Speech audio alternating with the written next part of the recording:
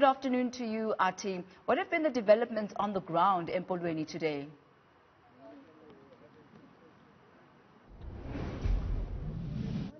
You're correct, Tammy. This is a developing story now. You may recall that the Minister of Human Settlements, Water and Sanitation, Lindiwe Sisulu, embarked on a process where she partnered up with various NGOs which have been donating to the residents of the Empolweni informal settlement who were affected, of course, by the shack demolitions that took place following, of course, the city of Cape Town sending out their anti-land invasion unit workers to put down structures on a piece of land that is owned by the city of Cape Town. Now, as the story develops, Tammy, so a short while ago, the Minister, Lindiwe Sisulu, addressed the residents of the Empolweni informal settlement. Now, remember, the ruling at the Western Cape High Court, the judge who was presiding over this matter, Judge Hack, ordered that the city of Cape Town return 49 structures for the residents that were affected by the shack demolitions. But, of course, following that, residents of the greater part of the Khayelitsha community have come out to also claim that they also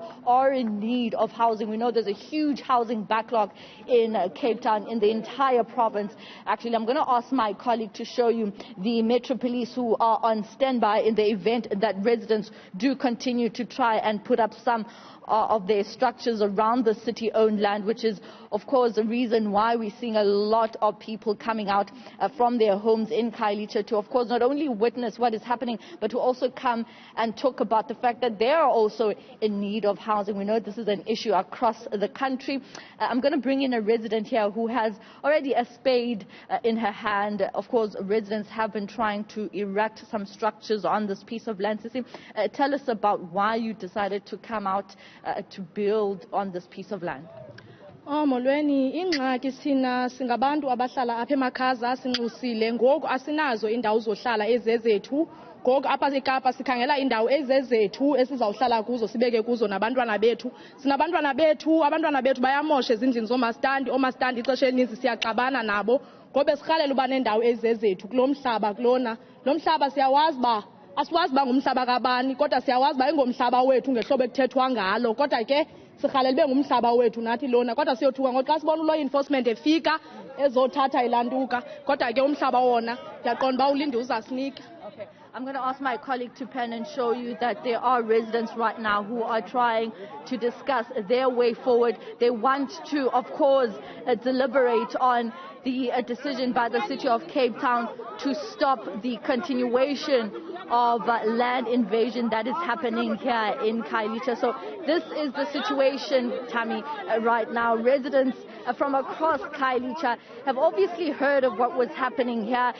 They also want to be part of this process where they benefit to have their homes rebuilt. But, of course, that Western Cape High Court order orders the city of Cape Town to return only 49 structures. Now, it's going to be an issue that the city of Cape Town, as well as national government, has to really look at and try to make sure that they oversee this process, because it's already starting to cause a lot of tension amongst residents here.